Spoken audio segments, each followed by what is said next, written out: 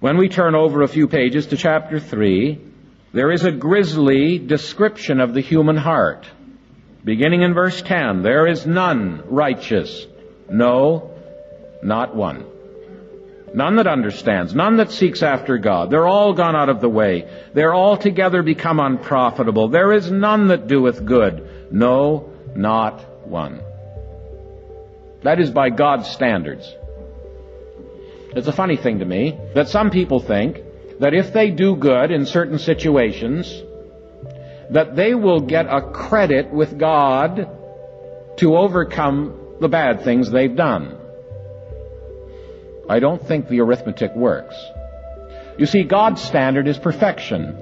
And if by some amazing feat you are actually in a particular day able to ring the bell, actually able to reach perfection one day, that is God's minimum daily requirement. So you don't get a credit. You've just broken even. You've reached perfection for one day. You'll never get a credit. God says, my standard is perfection. Nothing less than that will do me. Now, obviously, that presents a serious problem to those who are honest. Some people say, well, I think I'm a pretty good person. Listen, you don't even come up to your own standards, let alone God's. You can't even keep your own New Year's resolutions. We have to agree with God that we're born in sin. I had one man tell me, I don't think we're born sinners. I say, obviously, you haven't had children. No. We are born sinners. And we practice sin. And we fall short of God's standard. We are guilty as charged. So we read in verse 20, therefore by the deeds of the law, in other words, by seeking to live a good life and keep the 10 Commandments, live by the golden rule, there shall no flesh be justified in his sight. Everybody falls short of God's standard. But now, to those who find the way barred, the righteousness of God, apart from the law, is manifested. The righteousness of God, which is by faith of Jesus Christ, unto all. No matter how wicked a sinner you are, no matter how good you think you are, God has made an offer to the human race. To those who find the way barred, because their own sin and failure has kept them from meeting God's standard, there is an alternative. It is the righteousness of God, which is by faith of Jesus Christ, unto all and upon all those who believe, for all have sinned and come short of the glory of God. You know, sometimes when gospel preachers preach the gospel, they say, there's good news and bad news. First, the bad news. You're a sinner. But we read in chapter 1 that this isn't a bad news, good news situation. It's called good news. Oh, it's all good news. Good news that you're a sinner? Well, not exactly. But good news that you can be honest with God about your sin. Now, I want to tell you that this is the second thing that is absolutely unique about Christianity. Christianity is the only belief system in the world that lets you be honest with God about your sin. You ask someone who's trying to get to heaven by the good works, how are you doing? Oh, not bad. Oh, really? Not bad, huh? Oh, doing pretty good. Doing my best. Oh, you are. I've never met anybody who does their best, even by their own standards. One day, a woman came out of a little town in central Israel. She was making her way to the well at a place called Sychar. And as she came near to the well, she noticed a stranger sitting on the well. She tried to avoid him. She saw he was a Jew. But it was a bit tough to avoid him, and especially when he began to speak to her.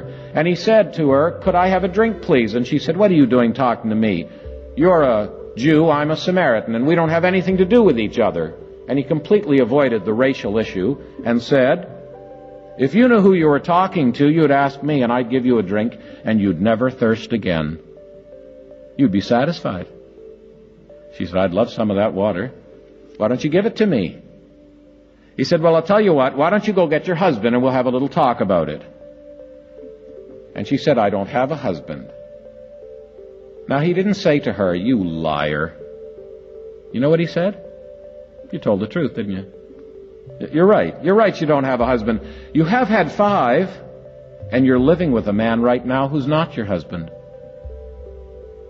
And all of a sudden she realized, this man has known all about me all along, and he just offered himself to me to satisfy my heart. She was looking for the perfect man, you know. She'd had 5, she was living with number 6, and here was number 7, the perfect man, who would love her the way she needed to be loved. You know, when she went into town, you know what her big selling point was? Come see a man that told me everything I ever did. It couldn't be the Messiah, could it? See, in fine print, she was saying, there's somebody who knows all about me, and he still loves me. In spite of my sin, he loves me. You know, she emptied the town. They all came out to see Jesus, thinking to themselves, if he could love that woman, knowing all about her, maybe he could love me, knowing all about me too. Listen, folks, this is good news. God doesn't ask you to pretend you're okay. He wants you to be honest with Him. Listen, you're no shock to God. He knows all about you. Knows every sin you've ever committed. Knows the sins you've forgotten and the sins you wish you could forget. The sins of the mind and the sins of the soul. The sins of the flesh. The sins of omission, the things you should have done and didn't do. And the sins of commission, the things you did you shouldn't have done. He knows them all. He hates your sin because it separates you from God. It disappoints you. It damages you and ultimately will damn your soul. But oh, how He loves you. This man, Saul of Tarsus, who killed Christians for a living, at last was able to write, the Son of God loved me and gave Himself for me. You could say that tonight. He loved you enough to die for you. And the Christian message is this: you can be honest with God about your sin. Why don't you do that? Why pretend any longer? Just tell Him, guilty as charged, Your Honor. I stand condemned. It's all true. But Jesus died for me. He died for my sins. And I hold God to His promise that any sinner that comes to the foot of the cross by faith, Jesus will save me from my sins.